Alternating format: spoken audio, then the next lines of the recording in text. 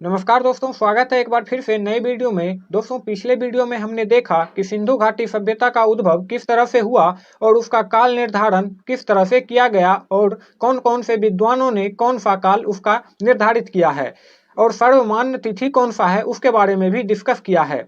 और आज का टॉपिक है सिंधु घाटी सभ्यता का प्रमुख स्थल कौन कौन सा है और वहां से क्या क्या अवशेष मिले हैं।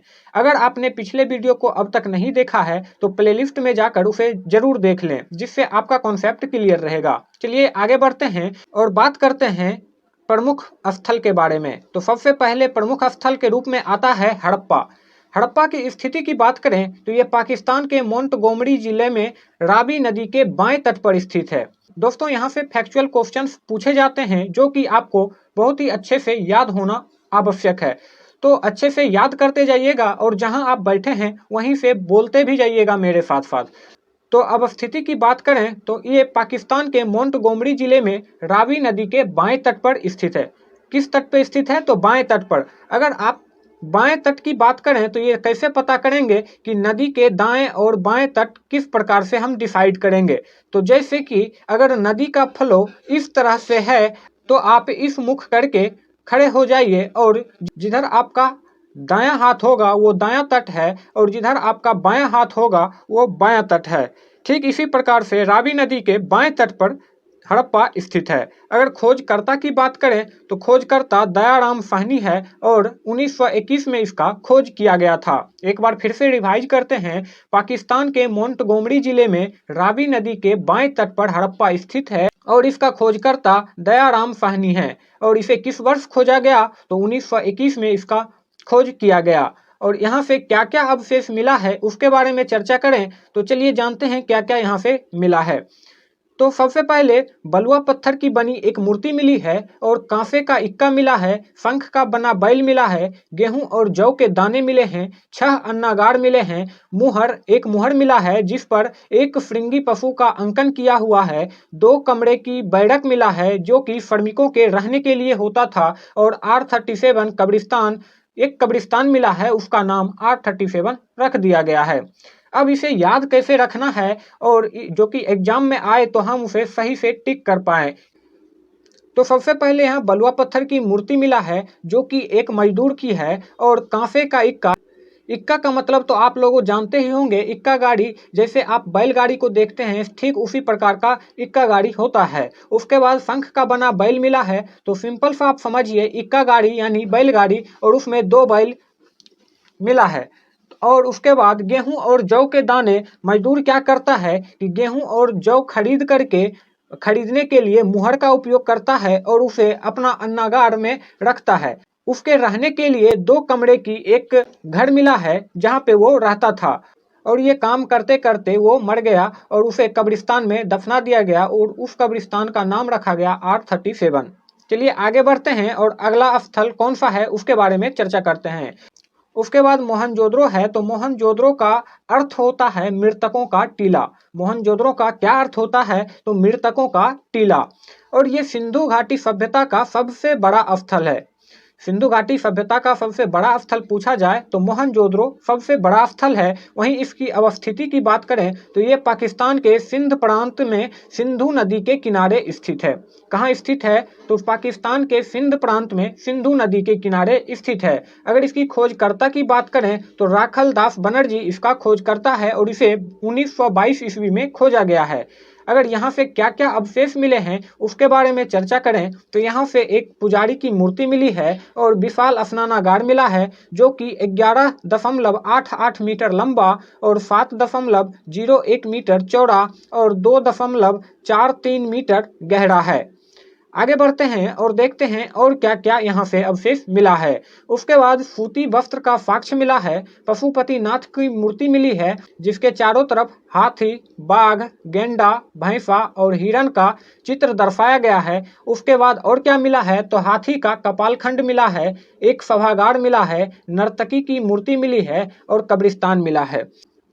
अब इसे याद कैसे करेंगे वो चलिए वो जानते हैं। एक पुजारी था और वो स्नान करने के लिए स्नानागार गया और आप लोग जानते ही होंगे कि जो पुजारी होते हैं वो सूती वस्त्र पहनते हैं। उसके बाद जब वो स्नान कर लिया, उसके बाद पशुपतिनाथ यानी महादेव की पूजा किया। उसके बाद हाथी के कपालखंड का अवशेष मिला है, तो इसका मतलब हाथी पे चढ़ के वो सभा करने के लिए सभागार तक पहुंचा। उसके बाद वहां आयोजन किया गया नर्तक की, यानी वहां पे डांस हुआ। उसके बाद जब वो लौटा तो वो मर गया और वहां से कब्रिस्तान की प्राप्ति हुई। ठीक है, आगे बढ़ते हैं। ये सिर्फ एक ट्रिक है और इससे याद जो रहता है वो लंबे समय तक रहता है। आगे कालीबंगा है। कालीबंगा का शाब्दिक अर्थ होता है काले रंग की चूड़ियां। अगर इसकी खोजकर्ता की बात करें तो बीके लाल एंड थापर। दोस्तों, इसे याद करना काफी आसान है क्योंकि कालीबंगा का अर्थ होता है काले रंग की चूड़ियां। चलिए अब ट्रिक से इसे याद करते हैं। तो मम्मी ने कहा कि काले रंग की चूड़ियां लाना है, लेकिन हमने लाल ले आया और बदले में हमें थापड़ यानी थप्पड़ पड़ा। इसका ट्रिक बहुत ही आसान है और आपको अच्छे से याद भी हो गया होगा। और इसकी अवस्थिति की बात करें तो ये हनुमानगढ़ राजस्थान में स्थित है, जो कि घग्गर नदी के किनारे है। और चलिए यहाँ से देखते हैं क्या क्या अवशेष मिला है। यहाँ से पहला अवशेष मिला है, मकान में पल्ले वाला दरवाजा मिला है। यहाँ पे ये मिसप्रिंट है। यहाँ से पल्ले वाला दरवाजा मिला है और अलंकृत ईंट मिला है और अग्निकुंड मिला है। और क्या मिला है तो जल निकास प्रणाली का अभाव मिला है और सबसे इम्पोर्टेंट जुते हुए खेत का साक्ष्य मिला है। क्या क्या मिला है फिर से रिवाइज करते हैं। तो सबसे पहले मकान में पल्ले वाला दरवाजा लगा था, अलंकृत ईंट मिला है, अग्नि कुंड मिला है, जल निकास प्रणाली का अभाव देखा गया और जुते हुए खेत के साक्ष्य प्राप्त हुए हैं। उसके बाद लोथल की बारी है। तो चलिए लोथल को देखते हैं यहाँ से क्या क्या मिला है और इसका अवस्थिति क्या है और इसके खोजकर्ता कौन है। अगर इसके खोजकर्ता की बात करें तो रंगनाथ राव इसके खोजकर्ता हैं और इसका उपनाम दिया जाता है लघु हड़प्पा या फिर लघु मोहनजोदड़ो के नाम से लोथल को जाना जाता है। और इसका अवस्थिति गुजरात के भोगवा नदी के किनारे स्थित है। अगर इसको याद करने की ट्रिक देखा जाए तो लोथल यानी थाली में भोगवा नदी के किनारे यानी भोग लगाना है। तो किसे भोग लगाना है तो नाथ यानी भगवान का भोग लगाना है। तो लोथल भोगवा नदी के किनारे रंगनाथ राव इसका खोजकर्ता है और इसे उपनाम क्या दिया जाता है लघु हड़प्पा या लघु मोहनजोदड़ो। चलिए आगे बढ़ते हैं और यहाँ से क्या क्या अवशेष मिले हैं उसके बारे में चर्चा करते हैं। तो यहाँ से बंदरगाह मिला है और नाव के साक्ष्य मिले हैं, चावल के साक्ष्य मिले हैं, हाथी के दांत का पैमाना मिला है, अन्न पीसने की चक्की मिला है, वहीं फारस की मुहर मिला है, चित्रित मृदभांड पर पंचतंत्र की कहानी जो कि चालाक लोमड़ी का याद दिलाता है। चलिए आगे बढ़ते हैं और देखते हैं चनहूदरों के बारे में। तो चनहूदरों की अवस्थिति को देखें तो ये पाकिस्तान के सिंध प्रांत में सिंधु नदी के किनारे स्थित है और इसका खोजकर्ता गोपाल मजुमदार हैं। और यहाँ से क्या क्या अवशेष मिले हैं तो मनके बनाने का कारखाना मिला है, लिपस्टिक का साक्ष्य मिला है, ईंट पर बिल्ली का पीछा करते हुए कुत्तों के पैर का निशान मिला है। और क्या मिला है तो गुड़िया बनाने का कारखाना मिला है, बकराकार ईंट मिला है, झुकर झांगर संस्कृति मिला है। चलिए एक बार फिर से रिवाइज करते हैं यहाँ से क्या क्या मिला है। तो चनहूदरों से मनके बनाने का कारखाना मिला है, लिपस्टिक का साक्ष्य मिला है और ईंट पर बिल्ली का पीछा करते हुए कुत्तों के पैर का निशान मिला है और गुड़िया बनाने का कारखाना मिला है, बकराकार ईंट मिला है, झुकर झांगर संस्कृति का साक्ष्य मिला है। तो चलिए आगे बढ़ते हैं और जानते हैं रंगपुर। रंगपुर की अवस्थिति की बात करें तो ये गुजरात में स्थित है और मादर नदी के किनारे स्थित है। अगर इसका खोजकर्ता की बात करें तो रंगनाथ राव इसका खोजकर्ता हैं। और यहाँ से क्या क्या अवशेष मिले हैं तो धान की भूसी का साक्ष्य मिला है, कच्ची ईंटों का दुर्ग मिला है। अगर दुर्ग की बात करें तो ये चार दीवारी से संबंधित है, यानी बाउंड्री को ही दुर्ग कहा जाता है। चलिए आगे बढ़ते हैं और बात करते हैं धौलावीरा के बारे में। तो धौलावीरा का अर्थ होता है धौला मतलब सफेद, वीरा मतलब कुआं, यानी सफेद कुआं धौलावीरा का अर्थ हो जाता है। अगर इसकी अवस्थिति की बात करें तो ये गुजरात के कादर द्वीप पर स्थित है और खोजकर्ता इसका कौन है तो आर.एस. बिष्ट इसका खोजकर्ता है। और यहाँ से क्या क्या अवशेष मिला है तो उसके बारे में अगर चर्चा करें तो नगर के 3 भाग मिले हैं। यहाँ से अगर जनरली देखा जाए तो सिंधु घाटी सभ्यता के जितने भी स्थल पाए गए वहां से, जो कि एक ऊपरी नगर हुआ करता था और एक निचला नगर हुआ करता था। ऊपरी नगर को दुर्ग कहा जाता था, जहाँ पे ऐसा माना जाता है कि डोमिनेंट लोग जितने थे वो यहाँ रहते थे और जितने भी मजदूर वर्ग के लोग होते थे वो निचले शहर में रहा करते थे।